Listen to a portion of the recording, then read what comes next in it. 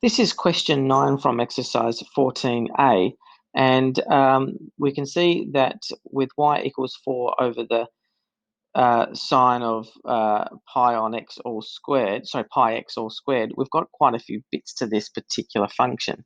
But that's okay, as long as we have a look at each bit and deal with them in turn. So let's investigate first. We've got a numerator of 4, then we've got an over, and then we've got a function on the bottom.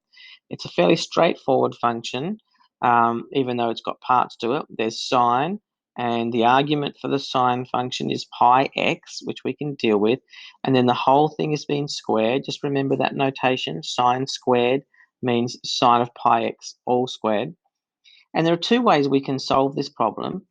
One is by using the quotient rule and treating the numerator 4 as a function. That's okay. We could do that, and the quotient rule would get us to the right answer reasonably quickly, as long as you remember that if f of x equals 4, then the derivative would be 0, and then we can solve it from there.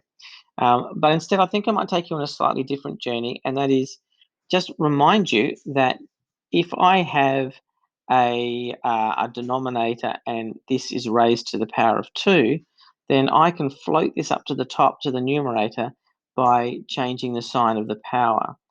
So to do this, I might do it in a couple of steps just to show you that sine squared pi x is actually equal to the sine of pi x all squared. It means the same sort of thing.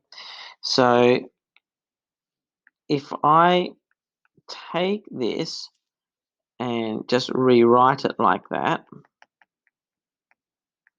now I'm going to use my law, which is 4, the index law, which is 4 multiplied by sine pi x to the power of -2. So I've just flipped the sign of the power there to bring it up to the top.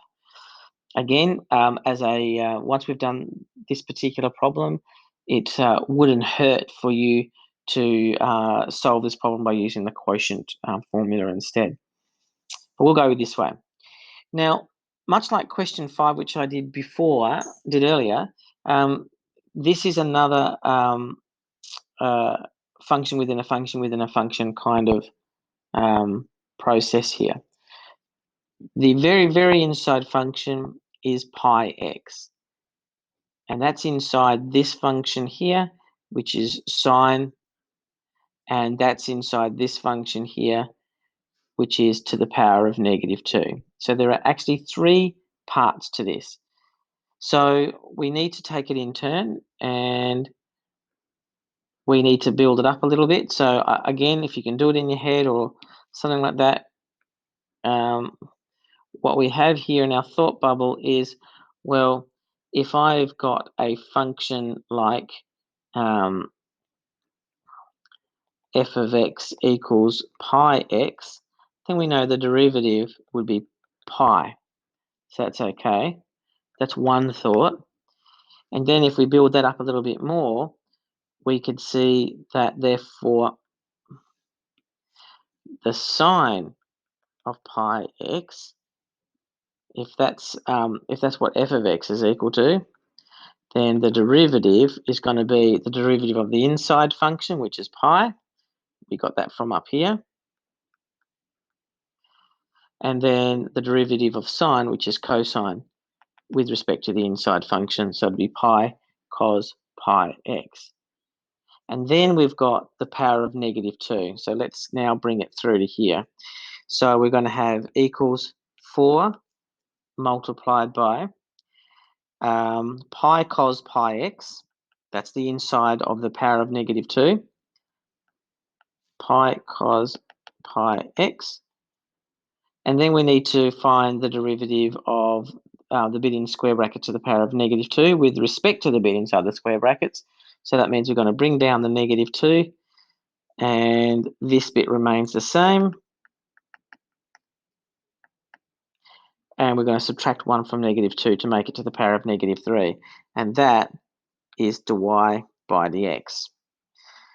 Whew, let's try and simplify this a little bit.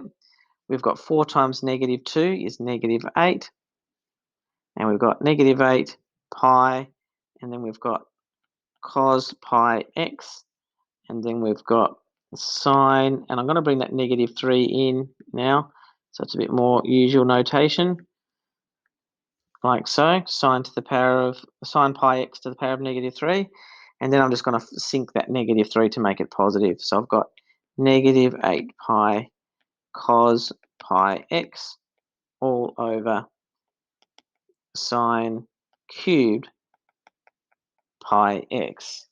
So it's kind of complicated, but it does work.